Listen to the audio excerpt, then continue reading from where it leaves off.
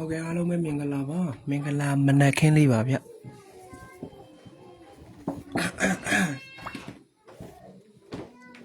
မနက်ညအားလုံးပဲပေါင်းကြမယ်ထင်တယ်နော်ဒဲတွေကြီးပဲနော်ဒဲတွေကြီးပဲ23တက်63တက်63ဟဲ့ဒီ63တော့ဆိုရင်လူတော်တော်များများပေါက်တင်တယ်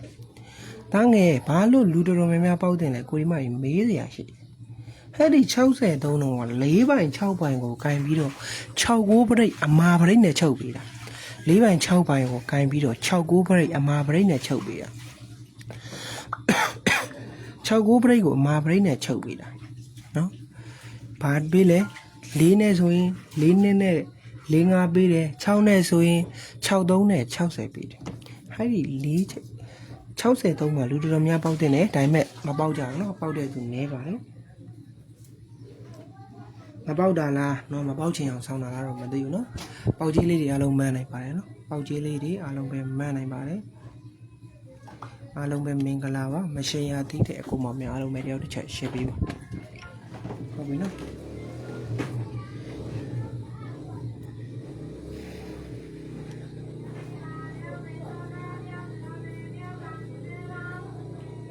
အားလုံးပဲမင်္ဂလာပါနော်ပေါက်တဲ့သူရှိတယ်ပေါက်ကြီးလေးတွေမှန်းနိုင်ပါတယ်ဗျ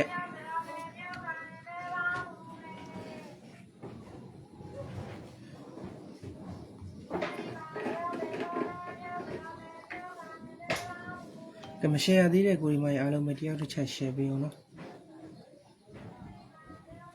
ကဲဒါဆိုကျွန်တော်ရဲ့ကိုဒီမိုင်လိုက်ရှိုးလေးကိုစတင်ပြီးသွားမယ်ဟုတ်ပြီနော်ဒီနေ့မနက်အင်္ဂါနေ့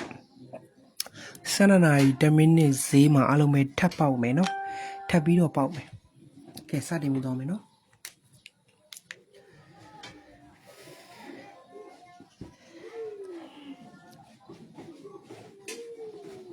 21ကကျွန်တော်ကိုမှများတည့်ပိတ်ဟုတ်ပြီနော်21တည့်ပိတ်48ကကျွန်တော်တို့လေးထိတ်တဲ့တစ်ဘူးကကျွန်တော်ရဲ့ကိုယ်မိုင်းအားလုံးပဲတစ်အပိတ်နဲ့141ကျွန်တော်ရဲ့ကိုယ်မှာများ3လုံးပေါင်းခြင်းဖြစ်တယ်မရှယ်ရသေးတဲ့ကိုဒီမိုင်းအားလုံးပဲတယောက်တစ်ချက် share ပေးထားအောင်နော်မရှယ်ရသေးဘူးတန်းငယ်ကြီးဆိုရင်တယောက်တစ်ချက် share ပေးထား141ကျွန်တော်ကိုယ်မှာများ3လုံးပေါင်းခြင်းဖြစ်တယ်တဲ့1နဲ့4နဲ့ပေါင်းတော့9နဲ့1နဲ့ပေါင်းတော့ကျွန်တော်တို့ဘာရမလဲ1က4ရဲ့ပေါင်းတော့9နဲ့1နဲ့ပေါင်းတော့ကျွန်တော်တို့6ရပါတယ်6ကိုနက်ခတ်ခေါ်ခြင်းဒီကျွန်တော်ကိုယ်မှာများ9 69ဒီကျွန်တော်ရဲ့ကိုယ်မိုင်းအားလုံးပဲ1ချင်းဖြစ်တယ်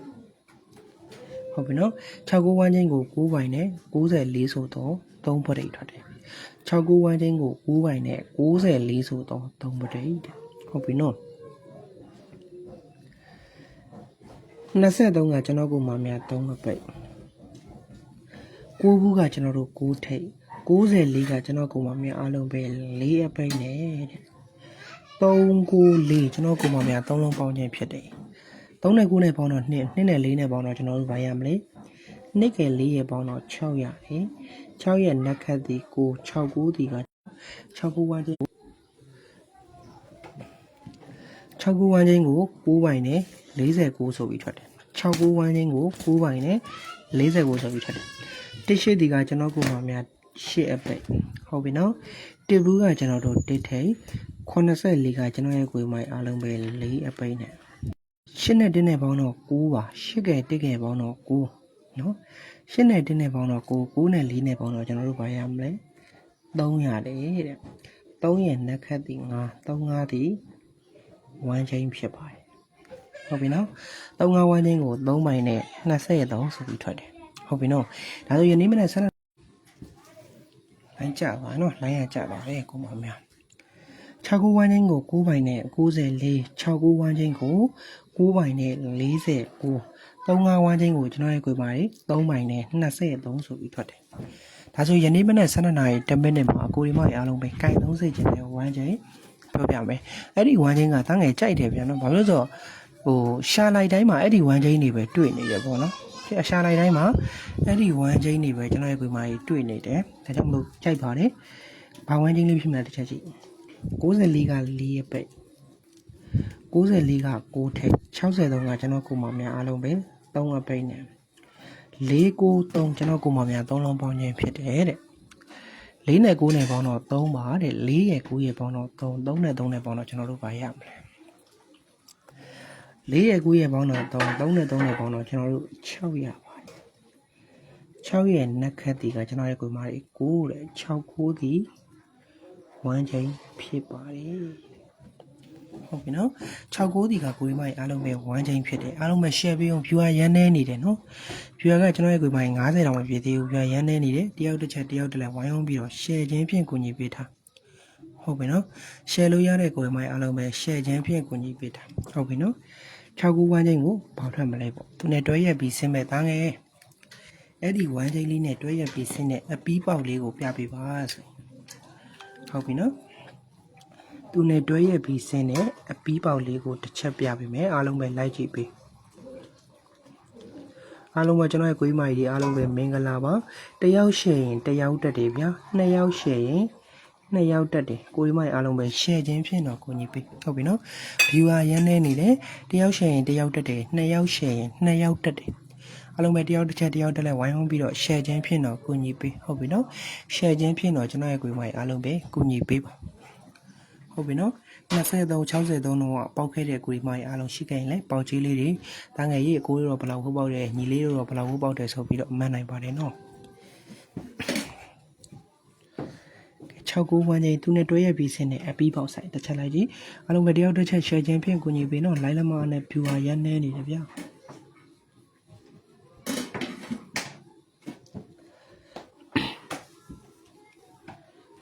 နေတွေပြီးစင်မဲ့ပြီးပါ1ချိန်မင်္ဂလာပါသားငယ်တဲ့မင်္ဂလာပါတိရှက်ကကျွန်တော်ရဲ့ခွေမိုင်းအားလုံးပဲတစ်ထိတ်တဲ့21ကတရက်ပဲတစ်နှလုံးပေါင်းခြင်းတစ်နဲ့ပေါင်းတော့ကျွန်တော်တို့ဘာရမလဲတစ်ကဲပေါင်းတော့2ရပါတယ်2ရဲ့နက်ခတ်တီ4ပါတဲ့2 4ဒီကကျွန်တော်ရဲ့ကိုမများအားလုံးပဲ1ချိန်ပါတယ်ပြီးတော့နှစ်လေး1ချိန်ဖြစ်တယ်6 9ချိန်နှစ်4ချိန်ကိုဖက်လဲတန်းနေဆိုရင်9ပိုင်း4နဲ့94ဆိုတော့3ပိတ်ထွက်တယ်9ပိုင်း4ပိုင်းနဲ့94ဆိုတော့3ပိတ်ထွက်ရှိလို့အောင်မြင်ခဲ့တယ်ပြီးတော့54ရောက်တော့မျိုးတို့မင်္ဂလာပါပြီးတော့100ပြည့်အောင်တယောက်တစ်ချက် share ပေးလိုက်လက်မလေးတွေကိုစီနဲ့ပြီးတော့100ပြည့်အောင်ကျွန်တော်ရဲ့ကိုယ်မိုင်တယောက်တစ်ချက် share ပေး6 9ချိန်နှစ်4ချိန်ကို9ပိုင်း4ပိုင်းနဲ့94ဆိုပြီးထွက်တယ်94ကကျွန်တော်ကိုမများအားလုံးပဲ6ထိတ်63က3ပိတ်93နှလုံးပေါင်းခြင်းနဲ့9နဲ့3နဲ့ပေါင်းတော့တန်းကြလို့ဘာရမလဲ2ရပါတယ်တဲ့9ရဲ့3ရဲ့ပေါင်းတော့2ရဲ့နက်ခတ်တီ4 2 4ဒီကျွန်တော်ရဲ့ကိုမများအားလုံးပဲ1ချိန်ဖြစ်တယ်ဟုတ်ပြီနော်6 9ချိန်2 4ချိန်ကို9ပိုင်း4ပိုင်းနဲ့94ဆိုတော့3ပိတ်6 9ချိန်2 4ချိန်ကိုပဲကျွန်တော်တို့4ပိုင်း9ပိုင်းနဲ့49ဆိုတော့3ပိတ်ထွက်ရှိလို့အောင်မြင်ခဲ့ပါတယ်တဲ့ဟုတ်ပြီနော်ပြော55ရောက်တော့မျိုးလို့မင်္ဂလာပါပြော100 200ပြောတယောက်တစ်ချက် share ပေးဗျာပြောရန်နေနေတယ်နော်49ကကျွန်တော်ကိုမများအားလုံးပဲ4ထိပ်ဒီနေ့မနက်12နာရီ10မိနစ်လဲကိုရီမကြီးထပ်ပေါက်ပြီလို့သာမှတ်1 8ဒီကshare ပိတ်4 8နှလုံးပေါင်းခြင်းနဲ့4နဲ့8နဲ့ပေါင်းတော့ကျွန်တော်တို့ဘာရမလဲ4ရဲ့8ကပေါင်းတော့2ပါ2ရဲ့နက်ခတ်တီ4 2 4ဒီကကျွန်တော်ရဲ့ကိုမများအားလုံးပဲ1ချိန်ဖြစ်တယ်ဟုတ်ပြီနော်နှစ်လေးဒီကကျွန်တော်ရဲ့ကိုယ်မိုင်းအားလုံးပဲ1ချိန်နဲ့3 5ချိန်နှစ်4ချိန်ကိုတန်းငယ်ကြီးဘာအတွက်လဲဆိုရင်3ပိုင်း2ပိုင်း2ပိုင်း3ပိုင်းနဲ့23ဆိုတော့5ပိတ်ထွက်ရှိလို့အောင်မြင်ခဲ့ပါတယ်တဲ့ကျွန်တော်ကိုပါများဒါဆိုရင်ကျွန်တော်ရဲ့ကိုယ်မိုင်းယနေ့မနက်12နာရီ10မိနစ်မှာတန်းငယ်တို့ရထားတဲ့1ချိန်လေးဒီ69 1ချိန်ကိုရတယ်ဟုတ်ပြီနော်မင်္ဂလာပါတဲ့ကိုဆောင်မြတ်မင်္ဂလာပါတော့တန်းတိတ်မင်္ဂလာပါတော့ဒါဆိုကျွန်တော်တို့ရထားတဲ့1ချိန်က69 1ချိန်ကိုရထားတယ်အဲ့ဒီ69 1ချင်းကိုသူနဲ့တွဲရက်ပြီးဆင်းမဲ့အပီးပေါက်ဟုတ်ပြီနော်သူနဲ့တွဲရက်ပြီးဆင်းမဲ့အပီးပေါက်ကျွန်တော်ရဲ့ကိုယ်မှာဘာဖြစ်မလဲတစ်ချက်လိုက်ကြည့်23ကကျွန်တော်ကိုယ်မှာမြန်အားလုံးပဲ2ထိပ်94က4ရဲ့ပိတ်2 4နှလုံးပေါင်းခြင်းနဲ့2ရဲ့4ရဲ့ပေါင်းတော့တန်းကြတို့ဘာရမလဲ6ရပါတယ်2နဲ့4နဲ့ပေါင်းတော့6ရဲ့နက်ခတ်တီ9 69ဒီကျွန်တော်ရဲ့ကိုယ်မှာအားလုံးပဲ1ချင်းဖြစ်တယ်ဟုတ်ပြီနော်69ဒီကျွန်တော်ရဲ့ကိုယ်မများအားလုံးပဲ1ချိန်ဆိုရင်69ချိန်ဒီအပီးပေါက်1ချိန်ဖြစ်ပါတယ်ဒါဆိုရင်ကျွန်တော်ရဲ့ကိုယ်မယနေ့မနက်12နာရီ10မိနစ်မှာကန3ခွက်နေပဲ 6ဘူး60ကို9ဘူးအေးတန်းငယ်အဲ့ဒီလိုမှမထွက်ဘူးဆိုရင်ကျွန်တော်ရဲ့ကိုယ်မှာနောက်ထပ်လုံးပိုင်အပီးပေါက်ဆိုင်လေးတစ်စိုက်ပြမယ်နော်လုံးပိုင်အပီးပေါက်ဆိုင်လေးတစ်ချက်ပြမယ်လုံးပိုင်အပီးပေါက်ဆိုင်လေးတစ်ချက်ပြမယ်နော်ပုံမများလုံးပိုင်အပီးပေါက်ဆိုင်လေးတစ်ချက်ပြမယ်အားလုံးပဲလိုက်ကြည့်ပြီလုံးပိုင်လေးတစ်ချက်လိုက်ကြည့်လုံးပိုင်ရင်သုံးပြမယ်နော်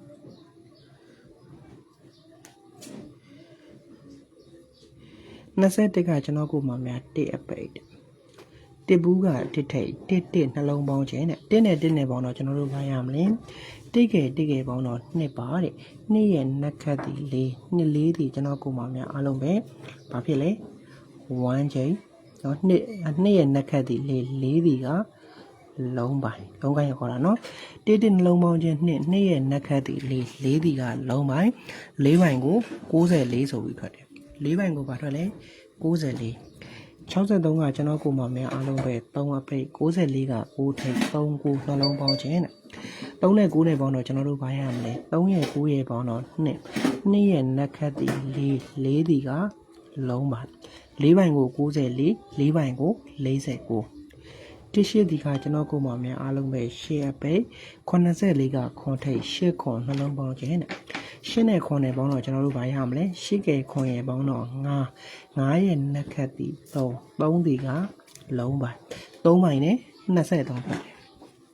ဒါဆို4ပိုင်းနဲ့94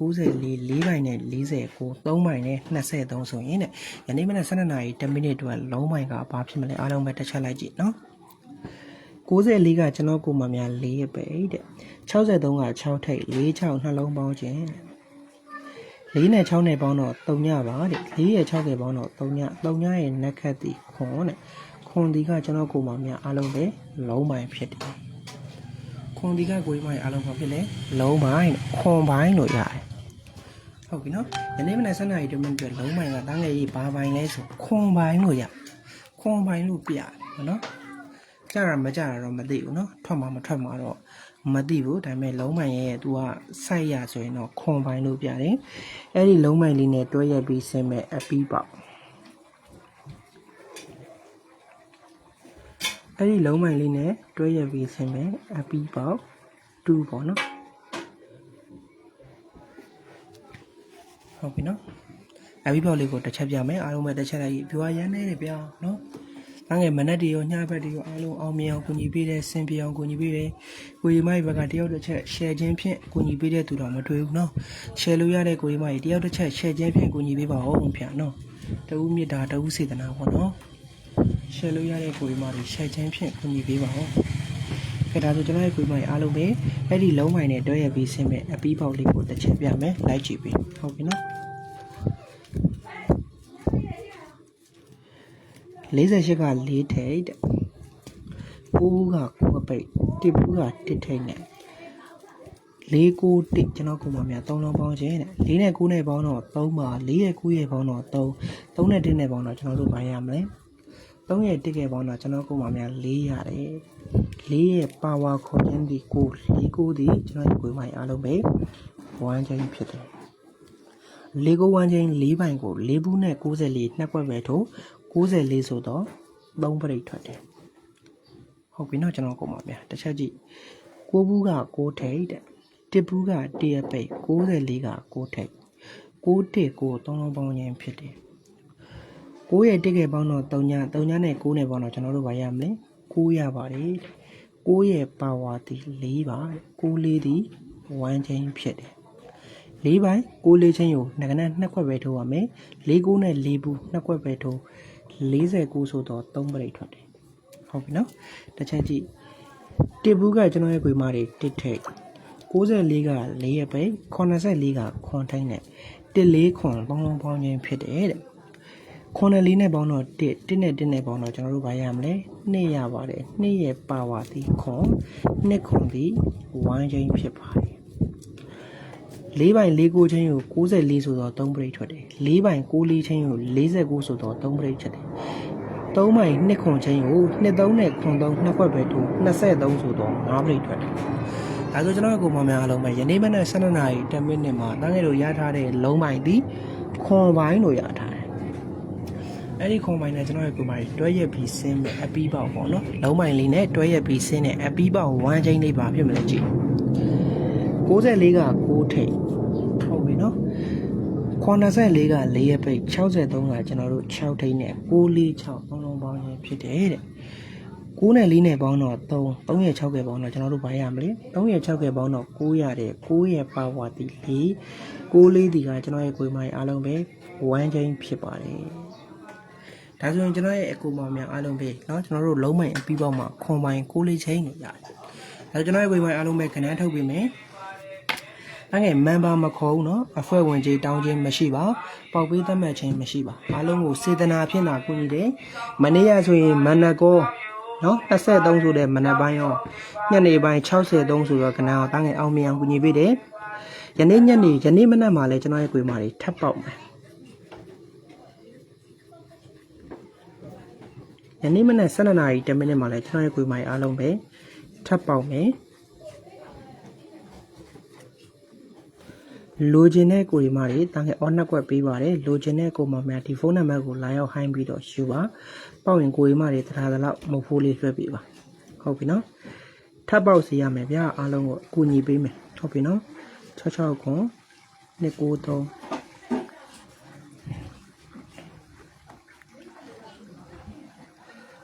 398ကို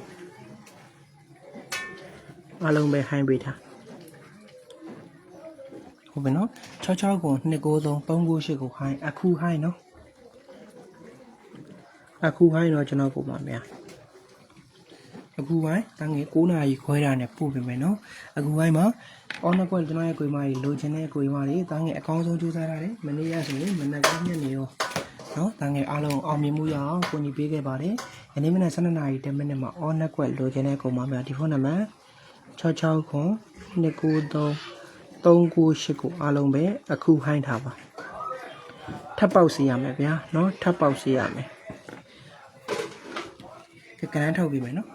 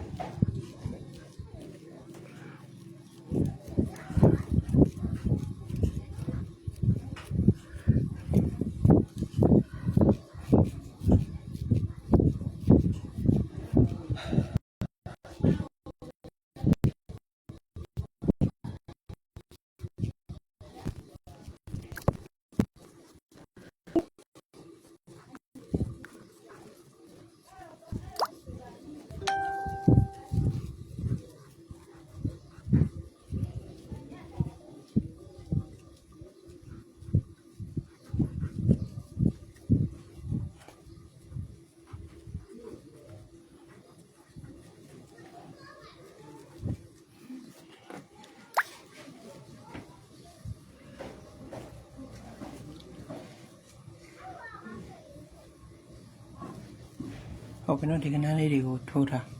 ဒီကဟိုင်းလို့မရအောင်တော့ဖုန်းမက်ဆီရဟိုင်းပါဒီကဖုန်းမက်ဆီရဟိုင်းပါ